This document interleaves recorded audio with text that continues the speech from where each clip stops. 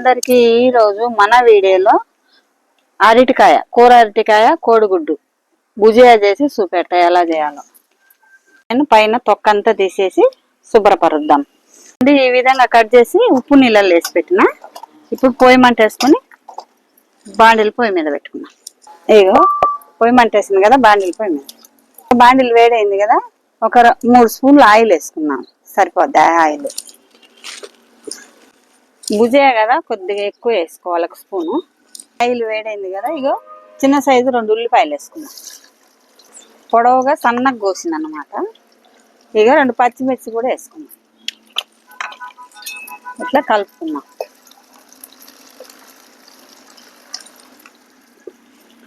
దోరగా యాగనిద్దాం. ఉల్లిపాయలు నూనెలో బాగా వేగినాయి కదా, ఈ ఉప్పు నీళ్ళల్లో వేసుకున్నాం కదా, ఇవి కూడా వేసేసుకుందాం. అరటికాయ ముక్కలు ఇట్లా తప్పనిసరిగా అరటికాయ కోసి ముక్కలు ఉప్పు నీళ్ళల్లో వేసుకోవాలి, లేకుంటే నల్లగా అవుతాయి అన్నమాట. ఇప్పుడు అరటికాయ ముక్కలు వేసేసుకున్నాం కదా, కొద్దిగా పసుపు వేసుకుందాం, 1 స్పూన్ సరిపోద్ది. ఇక సాల్ట్ కూడా వేసుకున్నాం సరిపోయేంత. ఇక 2 స్పూన్ల సాల్ట్ సరిపోద్ది. కలుపుకున్నాం.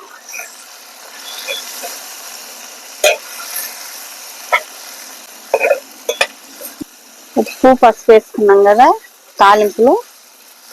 ఈ అరటికాయ ముక్కలు కూడా బాగా మెత్తగా తొందరగానే ఒక 10 నిమిషాలకు మగ్గిపోతాయి అన్నమాట. అప్పుడప్పుడు కలుపుకోవాలి, ఎందుకంటే అడుగంటుతాయి అన్నమాట. ఇప్పుడు ఒక 5 నిమిషాలు మూత పెట్టుకున్నాం.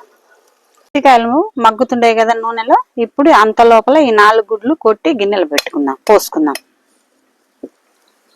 గిన్నెలో పోసుకుందాం.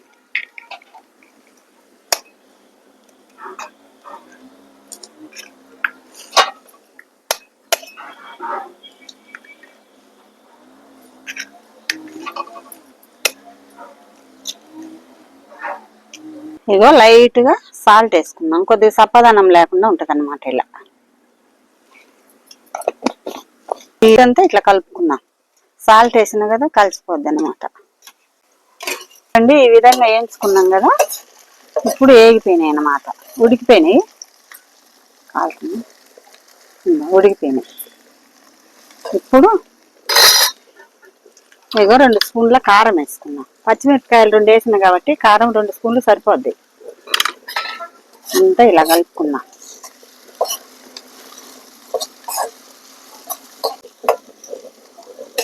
ఇప్పుడు 4 గుడ్లు గిన్నెలో కొట్టి పెట్టుకున్నాం కదా, ఇది కూడా ఇట్లా పోసేసుకున్నాం. ఇప్పుడు గుడ్డు కొట్టి పెట్టిన గుడ్డు వేసుకున్నాం కదా, కొద్దిగా అక్కడక్కడ ఆయిల్ వేసుకున్నాం, బాగుంటది అన్నమాట. ఇట్లా 2 నిమిషాలు ఇట్లా కలపకుండా మూత పెట్టుకుంటే ఉడికిపోద్ది అన్నమాట. ఇట్లా 1 నిమిషం ఉంచుకున్నాం అనుకో బాగా ఉడుకుద్ది అన్నమాట.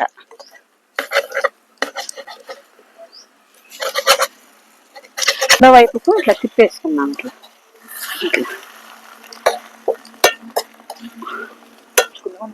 ఈ రెండో వైపు కూడా తిప్పేసి వేయించుకున్నాం. అండి ఈ విధంగా వేగిపోయింది కదా, ఎక్కడ పచ్చిదనం లేకుండా వేయించుకోవాలన్నమాట గుడ్లు కానీ అరటికాయ కానీ. ఇప్పుడు దించుకునే ముందు కొత్తిమీర చల్లుకొని కలుపుకొని దించుకుందాం. ఇప్పుడు కోడిగుడ్డు అరటికాయ భుజియా రెడీ అయింది.